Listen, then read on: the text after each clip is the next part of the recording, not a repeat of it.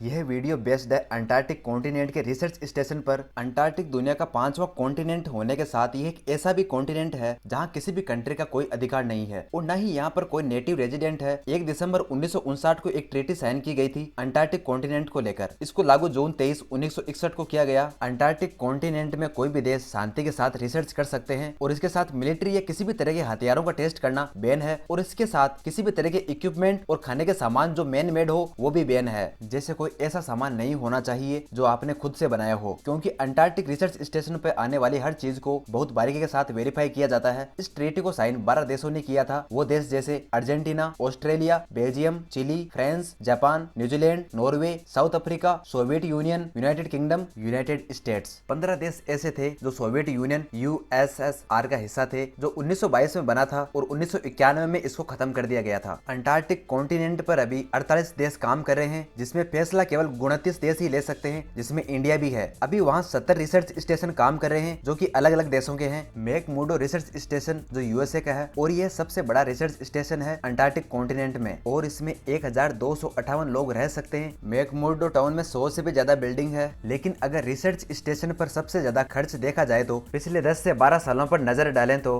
China सबसे ज्यादा invest करता है अंटार्कटिक रिसर्च स्टेशन पर। किसी भी देश का अगर रिसर्च स्टेशन अंटार्कटिक कॉन्टिनेंट पर लग रहा है तो उसके लिए 50 से ज्यादा वेरिफिकेशन है, जिसमें रिसर्च स्टेशन के इक्विपमेंट और इंस्टॉलेशन को वेरीफाई किया जाता है। इस काम के लिए बहुत से देशों की मेजोरिटी बनी हुई है जो वेरिफिकेशन को काम को करती है। शायद बहुत से लोगों का सवाल हो सकता है कि क्यों बहुत से देश अंटार्कटिक रिसर्च स्टेशन पे पैसे खर्च करते हैं। जियोलॉजी जिसमें अर्थ के फिजिक्स पर रिसर्च होती है, अंटार्कटिक कॉन्टिनेंट पर वाइल्ड लाइफ कैसी है, मौसमों के बदलाव का भी पता लगाया जाता है। क्लाइमेट चेंज की एक्टिविटी पर भी नजर रख सकते हैं। समुद्रों में पानी का लेवल कितना बड़ा है, अंटार्कटिक ओजोन लेयर की कंडीशन को भी देखा जाता है। ब्रिटिश की खोज के अनुसार अंटार्कटिक ओजोन होल से सबसे पहले पता लगाया जा सकता है ओजोन लेयर की कंडीशन के बारे में। और वर्ल्ड वाइड ओजोन लेयर पर किसी भी तरह का खतरा होता है तो उसको अंटार्कटिक में सबसे पहले देखा जा सकता है। अंटार्कटिक हम सब के लिए बैरोमीटर की तरह भी है। अगर अंटार्कटिक में किसी भी तरह का क्लाइमेट चेंज हो रहा है तो उसका असर दुनिया के सभी हिस्सों में होता है। दुनिया की सबसे बड़ी बर्फ की चद्दर अंटार्कटिक कॉन्टिनेंट की है, जिसकी औसत मोटाई 2160 मीटर है और सबसे ज्यादा मोटाई वाला हिस्सा 4776 मीटर है। इंडिया ने अपना पहला रिसर्च स्टेशन दक्षिण गंगोत्री 26 जनवरी 1984 में लगाया था अंटार्कटिक कॉन्टिनेंट पर और बाद में बर्फ में दफन होने की वजह से इसको बंद कर दिया गया 25 फरवरी 1990 को। अब इस स्टेशन को सप्लाई स्टेशन की तरह इस्तेमाल किया जाता है, जिसमें जनरेटर्स, फ्यूल, लेबोरेटरीज, रेडियो आदि को रखने के काम आता है और अब इसको दक्षिण गंगोत्री ग्लेशियर के नाम से जाना जाता है। इंडिया के अभी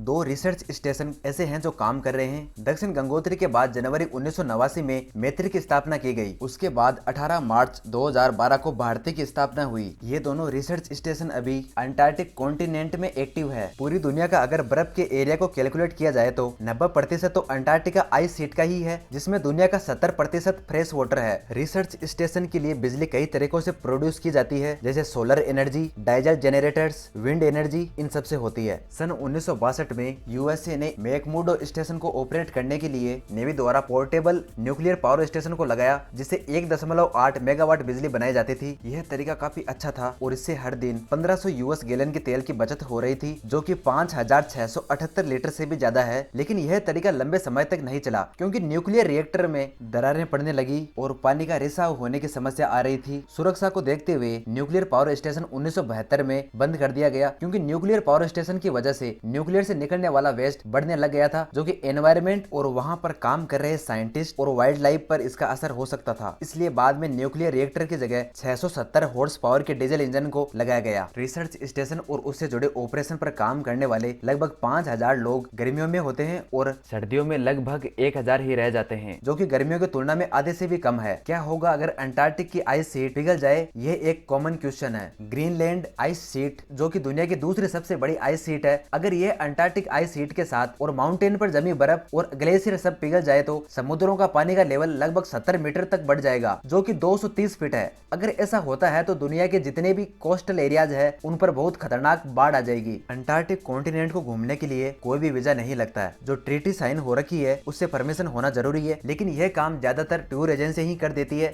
BAS ब्रिटिश एंटार्कटिक सर्वे यहाँ कुछ रिसर्च स्टेशन को विजिट कर सकते हैं, जैसे रोथेरा स्टेशन जहाँ हर साल 2 शिप आते हैं और सिग्नी स्टेशन जहाँ हर साल 4 शिप आते हैं। और भी ऐसे स्टेशन है जिनके लिए स्पेशल परमिशन की जरूरत होती है और कुछ स्टेशन पर टूरिस्ट नहीं जा सकते। ऐसा जरूरी नहीं है कि सभी स्टेशन स्टेशन को विजिट किया जा सकता है। स्पेशल साइंटिफिक रिसर्च की वजह से विजिटर्स को नहीं लाया जाता। अंटार्कटिक कॉन्टिनेंट विजिट कर रहे हैं तो इसके लिए टूरिस्ट को कुछ नियम भी फॉलो करने होते हैं जो बहुत जरूरी है। अगर आप अंटार्कटिका कॉन्टिनेंट में जॉब करने का सोच रहे हैं तो यह हो सकता है थोड़ा मुश्किल हो, क्योंकि बहुत से लोग जॉब के लिए अप्लाई करते हैं, लेकिन जॉब मिलने से कई ज्यादा मुश्किल है अंटार्कटिक कॉन्टिनेंट में काम करना। अंटार्कटिक पर अभी किसी भी देश का कोई हक नहीं है, लेकिन 7 देश ऐसे हैं जो अंटार्कटिक पर क्लेम कर रहे हैं कि अंटार्कटिक पर उनका अधिकार है। ये देश Argentina, Australia, Chile, France, New Zealand, Norway और यूनाइटेड किंगडम है। आखिर क्यों अंटार्कटिक कॉन्टिनेंट पर सभी देशों की नजर बनी हुई है? अंटार्कटिक कॉन्टिनेंट में एटमॉस्फेयर बहुत क्लीन है। यहाँ पर पेंगुइन, 4 प्रकार के सील जैसे लेपर्ड, क्रेबेटर,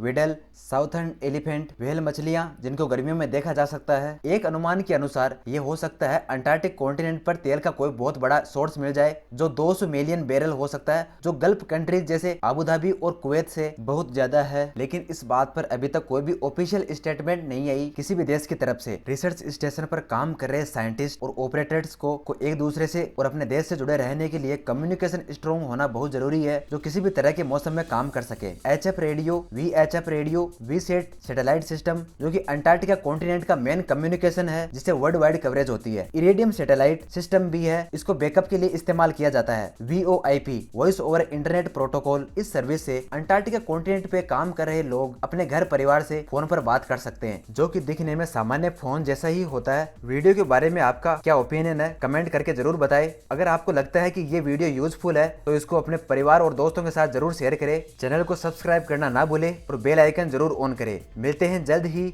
सुरक्षित रहिए। आपका धन्यवाद।